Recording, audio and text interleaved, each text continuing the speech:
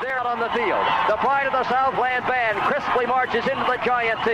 The rear, the roar of 97,000 fans rises with each rhythmic step.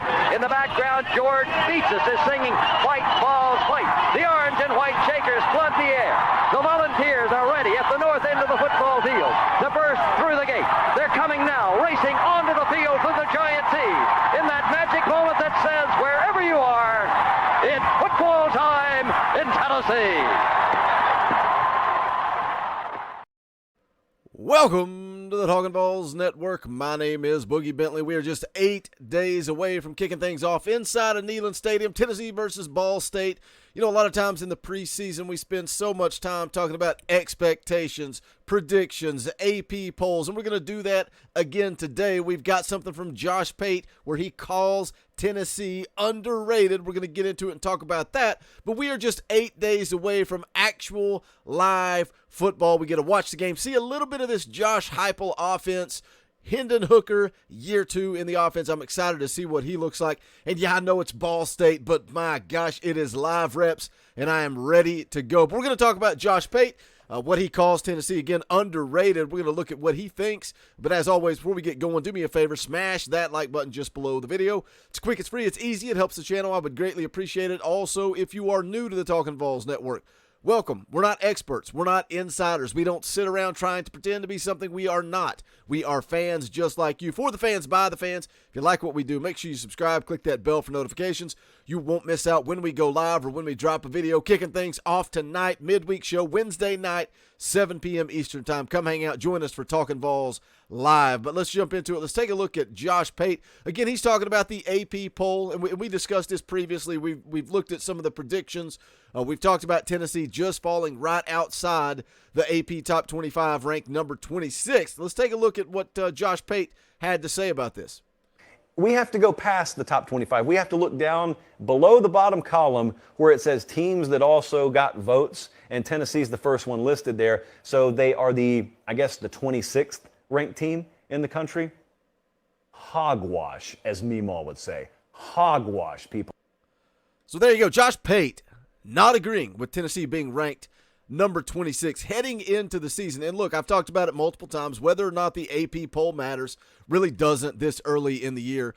A lot of people want to comment and say, oh, well, it doesn't matter. Tennessee's not been relevant for 20 years. Why should they be ranked in the AP Top 25? Well, because the AP poll is about 2022.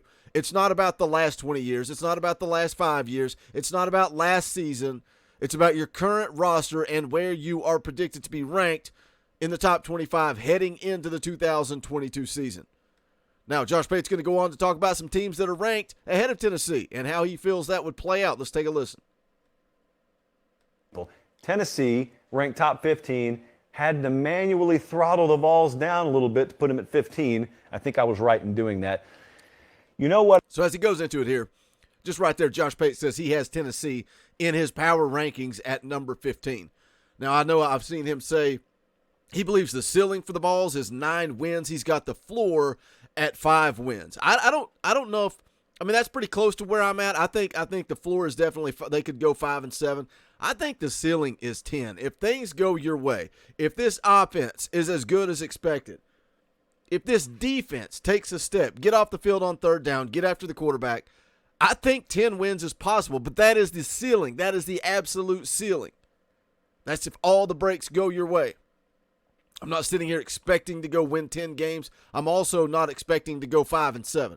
You guys know where I'm at, right in the middle. 8 wins. 8 and 4 is where I have this football team. But again, Josh Pate going into the season has Tennessee in his power rankings at number 15. Now let's hear what he has to say. Again, why he believes this and what he thinks about Tennessee matching up against somebody up ranked in the top 25. What I chose to do tonight, I chose to give you one of the first game simulations that I will give you all year. I didn't even tell Jesse about it because I didn't even want a graphic for it. But as you know, we have our own model here, and I can plug at any given time, any game I want to in that model. And that model tells me exactly what the expected outcome would be on that game. In other words, we can develop our own point spreads. So I looked at Wake Forest, just to pull a team out of thin air. I looked at Wake Forest, who he's mentioning here, currently ranked 22nd in the AP Top 25. Again, Tennessee ranked as 26th. a ranked team in the AP. And I looked at unranked Tennessee, and I put them on a neutral field. Do you know what our point spread would be if we had Tennessee face Wake Forest? This is post Sam Hartman injury. So we have updated Wake in a power rating format to account for the quarterback injury. We would favor Tennessee by double digits, by 11.5 points over Wake. That's a team ranked ahead of them. So Tennessee, we like what we see plenty enough. I don't know in what world Wake Forest currently deserves to be ranked above Tennessee, but there is one world. It's the AP world. So that's what Josh Pate had to say about Tennessee being ranked outside the top 25. Again, whether it matters or not, I do not know. We're going to settle it on the field. That's the beauty of the game. But when you look at it and you break down the AP top 25 poll, again, the one that I really disagreed with was Pitt being at 17. I just don't understand if Tennessee's the favorite in that game. How is Tennessee ranked 26, Pitt ranked 17th? But again, week 2, going on the road at Pitt, Tennessee going to have an opportunity to settle that game. What do you think about being ranked in the top 25? Does it even matter at this point in the season? Is it all about TV ratings? Is that the deal with the AP poll? There's something nice about seeing that number beside your name as you go into a football game.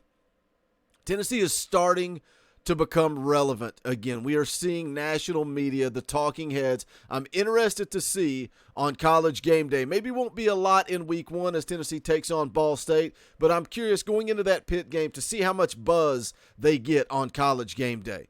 I think they're going to end up being ranked in the top 25 going into that Pitt game. You've got number 19 Arkansas going on the road to play Cincinnati on September the 3rd. Cincinnati also ranked in the top 25 at number 23. So one of those two teams is going to fall outside the top 25. I think Tennessee obviously going to go take care of business against Ball State, and then we'll see them start to slide into that top 25. But the bottom line is Josh Pate calling Tennessee underrated. When you look at this schedule, he's got them getting to 9 wins. I've broke it down time and time and time again as we sit here 8 days away from kickoff.